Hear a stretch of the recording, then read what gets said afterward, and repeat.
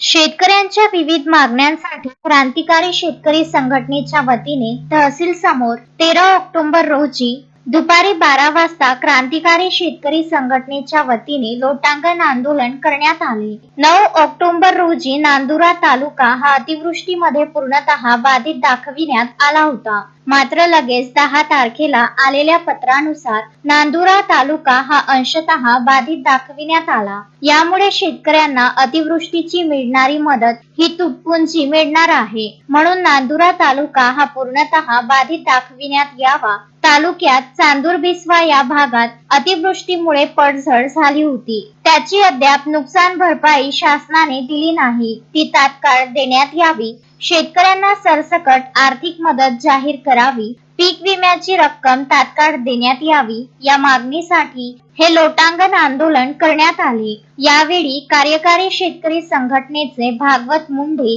विठ्ठल वानखेडे यांनी प्रतिक्रिया दिली। आज दिनांक 13/10/2025 रोजी क्रांतिकारी शेतकरी संघटनेच्या वतीने माननीय तहसीलदार कार्यालयासमोर लोटांगण आंदोलन सुरू केले आहे। कारण 2 वर्ष मागील वर्षी पडझड झाली चांदूर बिस्व्यामध्ये, त्याचे अनुदान अजून मिळाले नाही व राशन वंचित शेतकरी बांधवांना आजपर्यंतचे तुटपुंजे अनुदान मिळाले व चालू वर्षामध्ये हातीतोंडी आलेला घास पावसाने हिरावून घेतला, तरी शासनाने कोणतेही पंचनामे न करता शेतकऱ्यांना सरसकट 100% पीक विमा मिळावा याकरिता आम्ही लोटांगण आंदोलन सुरू केले।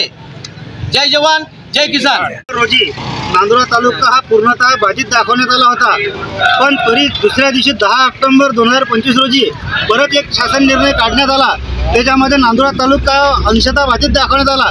त्यामुळे नांदुरा तालुका आपल्या मदतीपासून वंचित राहील, त्याकरिता क्रांतिकारी शेतकरी संघटनेच्या वतीने शासन 9 ऑक्टोबर रोजी जो शासन निर्णय झाला त्या निर्णयामुळे मदत मिळाली पाहिजे, त्याकरिता क्रांतिकारी शेतकरी संघटनेच्या वतीने आज निवेदन देण्यात येत आहे। पुरुषोत्तम भातुरकर, विदर्भ न्यूज, नांदुरा।